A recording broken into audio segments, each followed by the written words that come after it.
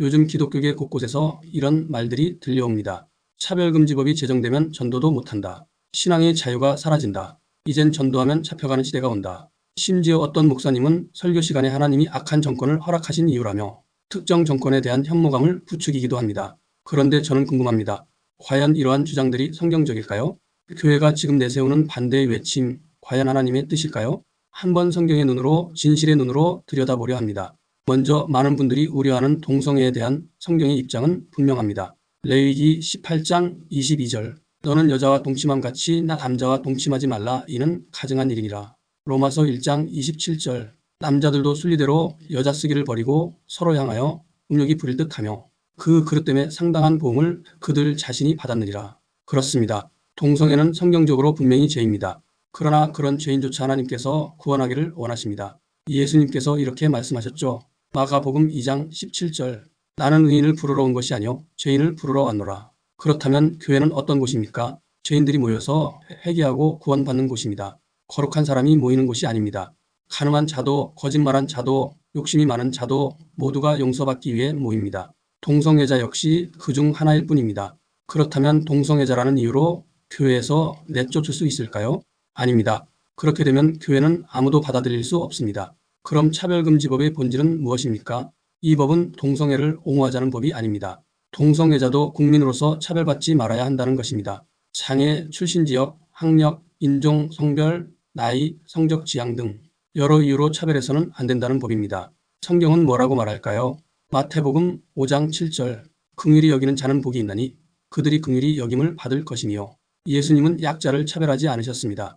죄인들과 함께 먹고 마셨고 바리새인들의 차별적 시선을 오히려 꾸짖으셨습니다. 그렇다면 교회는 어때야 합니까? 차별하지 않고 그들을 회개의 길로 이끄는 곳이어야 합니다. 그런데 어떤 목사님들은 이렇게 주장합니다. 차별금지법이 통과되면 동성애는 죄입니다. 회개하세요. 라고 말도 못합니다. 그래서 전도가 막힌다고 말합니다. 그렇다면 동성애자들 앞에서 그 말을 외칠 것인가요? 아니면 광장에서 외칠 것인가요? 그럼 묻겠습니다. 지금까지 차별금지법이 없을 때 정말 길거리에서 동성애는 죄입니다. 라고 외치셨나요? 저는 그런 걸 거의 본 적이 없습니다. 한 가지 더 물어볼까요? 지난 간통죄 폐지 논란 때에 그 목사님들 폐지 반대 운동에 나섰나요?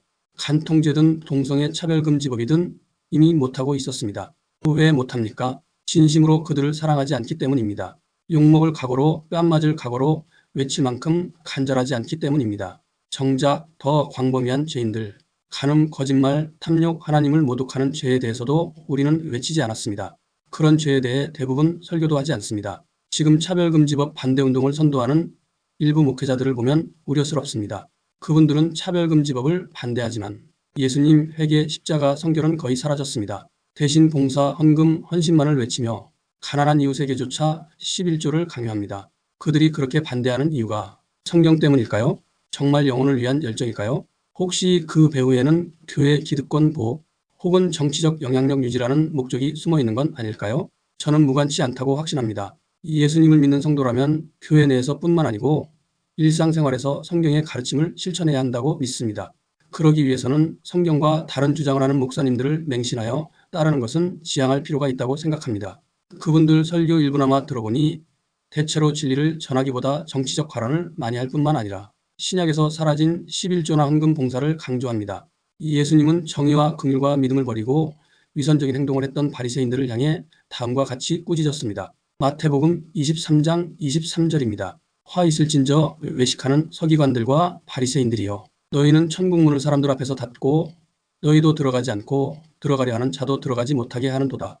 이런 자들은 여러분들을 지옥으로 인도한다고 말합니다. 마태복음 23장 15절입니다. 너희는 교인 하나를 얻기 위하여 바다와 육지를 두루 다녀가 생기면 너희보다 배나 더 지옥 자식이 되게 하는도다. 예수님께서는 목사님들을 분별할 때에 그 열매를 보라고 했습니다.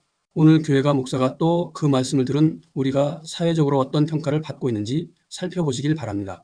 교회가 목사가 성도들이 결코 세상보다 거룩하다고 말 못합니다. 마태복음 7장 16절입니다. 그들의 열매로 그들을 알지니 가시나무에서 포도를 또는 엉겅퀴에서 무화과를 따겠느냐? 어떤가요?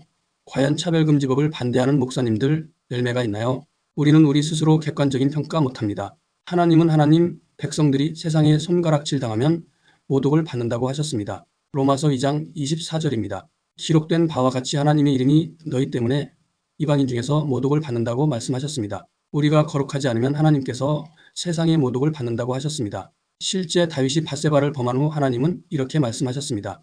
사무엘하 12장 14절입니다. 이 일로 말미암아 여호와의 원수들이 크게 비방할 거리를 얻게 하였으니 내가 낳은 아이가 반드시 죽으리라 하니라. 하나님은 우리가 세상의 비방거리를 제공하면 모독을 받게 되고 그에 대하여는 이 말씀처럼 반드시 보응을 하십니다. 다윗이 그 일로 어떤 고난을 겪었는지는 잘 알 것입니다. 또 이스라엘이 민족적으로 거짓 선지자를 따른 결과 예수님을 십자가에 못 박고 나서 어떤 벌을 받았는지 이스라엘 민족의 역사가 증명합니다. 제 주장을 그냥 받아들이라는 것은 아닙니다. 누구의 주장이 성경적인지 살펴볼 필요가 있다는 것입니다.